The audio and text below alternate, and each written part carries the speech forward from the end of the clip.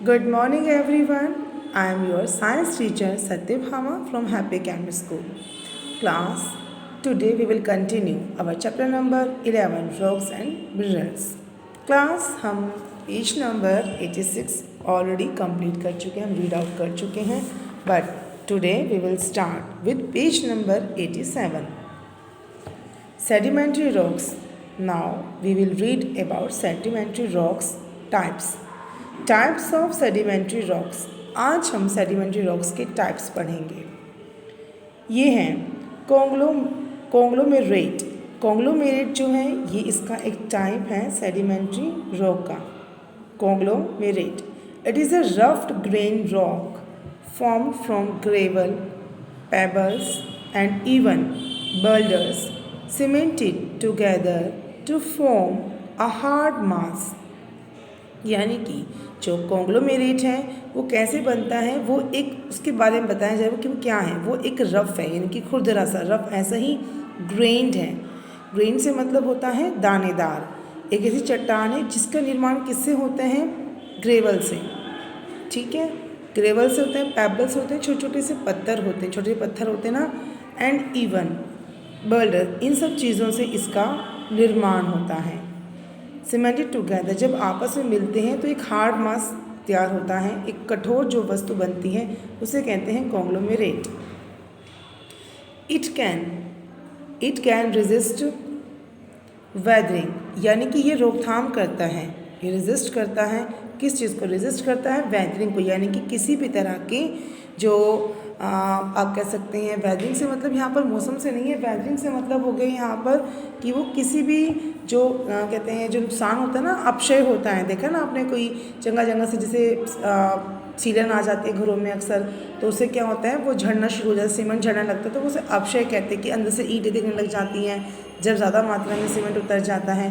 तो इस तरीके से अपक्षय को ये रोकता है. The pebbles can be easily seen in this rock, और इसके अंदर छोटे छोटे जो पत्थर है वो चट्टान में आसानी से देखे जा सकते हैं. इट इज़ ग्रे और ऑरेंज इन कलर, और ये ग्रे या ऑरेंज कलर में होता है, यानी कि संतरी रंग का होता है या ग्रे कलर का होता है. ठीक है. सेकंड है shale. Shale is made from layers of mud or clay mainly due to pressure, यानी कि दबाव के कारण ही शेल का निर्माण होता है. जिसमें कैसे निर्माण होता है उसका? जब उसमें लेयर्स होती हैं किसकी? मिट्टी की और चिकनी मिट्टी की. जब इन पर दबाव बनता है तब इसका शेल का निर्माण होता है. It is a smooth rock, एक ही चिकनी रॉक होती है.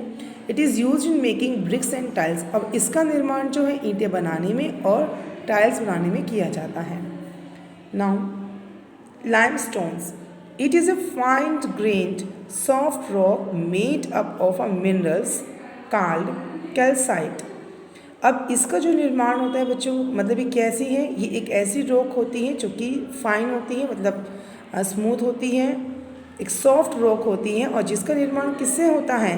मिनरल से होता है, जिसे कैल्साइट कहते हैं. इस मिनरल से इसका निर्माण होता है लाइमस्टोन का. इट में also contain PCs of animal shells, और इसके साथ इसमें कुछ चीज़ें और भी होती हैं, जैसे कि एनिमल शेल भी इसमें शामिल होती है. इसमें एनिमल की शेल्स भी मिलती हैं. इट इज़ ग्रे और वाइट इन कलर, और ये क्या होती है? सफ़ेद और ग्रे कलर की होती हैं. Chalk is one form of limestone. Chalk जो है लाइमस्टोन का एक रूप है. Sandstone. It is a soft stone that is form of sand particles together, यानी कि रेत के कणों के आपस में मिलने से सॉफ्ट सैंड का, इसका सॉफ्ट स्टोन यानी कि सैंडस्टोन का निर्माण होता है. सैंडस्टोन कैसी होती है बच्चों? एक तो सॉफ्ट होती है, ठीक है, सॉफ्ट स्टोन है, इनकी एक मुलायम पत्थर है. साथ ही साथ ये कैसे बनता है बच्चों? सैंडस्टोन बनता है जब सैंड के पार्टिकल्स टुगेदर हो जाते हैं, यानी कि जब रेत के जो कण होते हैं वो आपस में मिल जाते हैं. The most common minerals from in sandstone is quartz, यानी कि इसका जो क्या कहते हैं, इसका अगर मोस्ट कॉमन, इसका सामान्य जो मुख्य रूप से जो इसका मिनरल्स है वो कौन सा होता है? सैंडस्टोन. सैंडस्टोन कौन सा होता है बच्चों? वो होता है क्वार्ट्ज. कौन सा होता है? क्वार्ट्ज होता है इसका. It is use to make buildings, अब इसका निर्माण जो है वो बिल्डिंग बनाने में किया जाता है. किस में किया जाता है इसका निर्माण? बिल्डिंग को बनाने में किया जाता है. तो आपने देखी ये सेडिमेंट्री रॉक्स के टाइप्स हैं. Conglomerate, shale, limestones and sandstone. वैसे आप इस पिक्चर में देख सकते हैं कॉन्ग्लोमेरेट कैसी हैं, ये शेल हैं, ये लाइमस्टोन है और ये सैंडस्टोन है। क्लास अब नेक्स्ट है हमारा मेटामॉर्फिक रॉक्स। मेटामॉर्फिक रॉक्स, मेटाफॉर्मिक का मतलब तो एक मतलब अगर देखा जाए तो इसका एक मतलब ये होता है कि जो परिवर्तित होती हैं, जो समय के साथ या किसी केमिकल किसी भी चीज़ के परिवर्तन से जो रॉक्स का निर्माण होता है उसे मेटामॉर्फिक रॉक्स कहा जाता है। They are form due to physical and chemical change in igneous, sedimentary और older metamorphic rocks themselves, यानी कि इसका निर्माण तब होता है जब किसी भी तरह का रासायनिक, ठीक है, किसी भी तरह का जब रासायनिक फिजिकल चेंज होता है उसमें भौतिक, या जब उसमें फिजिकल चेंज होता है, सॉरी रासायनिक और जब भौतिक चेंज होता है बच्चों, सॉरी गलती से बोल दिया, जब उसमें कोई भी रासायनिक या भौतिक चेंज होते हैं तो उसकी वजह से, वो भी किस में, इग्नियस रॉक में, सेडिमेंट्री में, और जो बहुत पुराने मेटाफॉर्मिक रॉक्स हैं उनमें जब अपने आप में परिवर्तन होता है तब इनका निर्माण होता है मेटामॉर्फिक रॉक्स का। These change take place due to heat and pressure. ये बदलाव कैसे आते हैं, जब इन पर एक तो change take place due to heat, अभी इनमें चेंजेस जो होते हैं वो एक तो हीट यानी कि ऊर्जा के कारण या तपन के कारण, एंड प्रेशर यानी कि दबाव की वजह से उसमें ये चेंजेस होते हैं, किसमें, मेटामॉर्फिक रॉक्स में।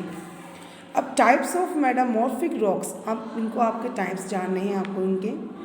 स्लेट हैं, मार्बल हैं, नाइस हैं, फिर है quartzite, gneiss, marble and slate. Slate, it is form from shale, इसका निर्माण जो होता है शेल से होता है, और it is usually grey and black in colour. अब ये आमतौर पर किस तरीके से, प्राय ये कैसी होती हैं, ग्रे कलर की होती हैं या ब्लैक कलर की होती हैं रंग में। Like shale it split into flat layer, ठीक है, यानी कि ये कब बनती है, इट स्प्लिट यानी कि विभक्त हो जाती हैं फ्लैट लेयर में, इनकी समतल परतों में विभक्त हो जाती हैं।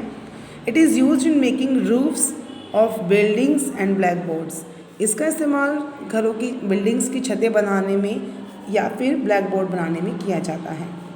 Marble, it is the most widely used metamorphic rock, यानी कि मार्बल जो सबसे ज़्यादा इस्तेमाल की जाने वाली है मेटामॉर्फिक रॉक का एक टाइप है मार्बल, जिसका बहुत इस्तेमाल होता है, आपको देखा है ना, घरों में मार्बल के फर्श बनाए जाते हैं, है ना।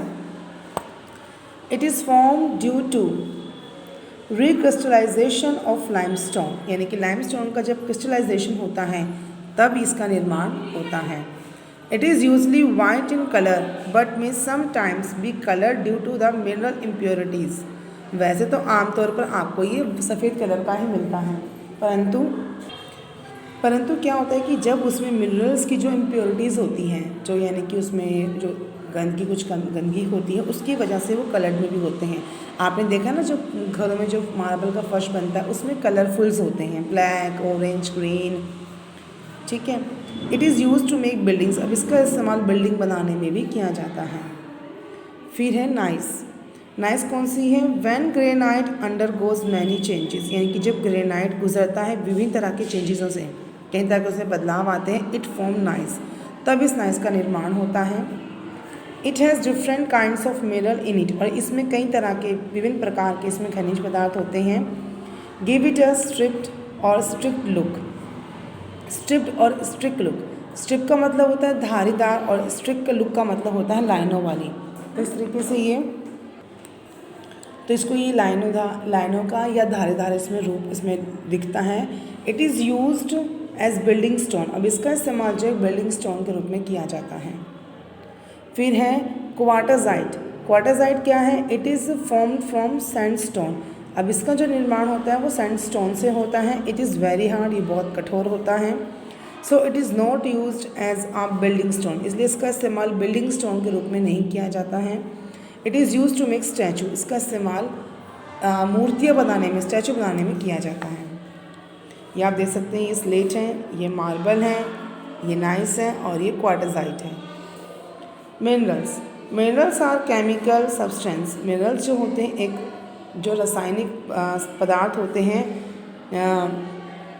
दैट अकर इन नेचर यानी कि जब प्रकृति में जो कुछ घटित होता है उससे, यानी कि रासायनिक जो प्रकृति में जब कुछ भी मतलब घटित होता है, मतलब कुछ इस तरीके से इसका निर्माण होता है, ठीक है, यानी कि ये केमिकल जब सब्सटेंस होते हैं दैट अकर इन नेचर,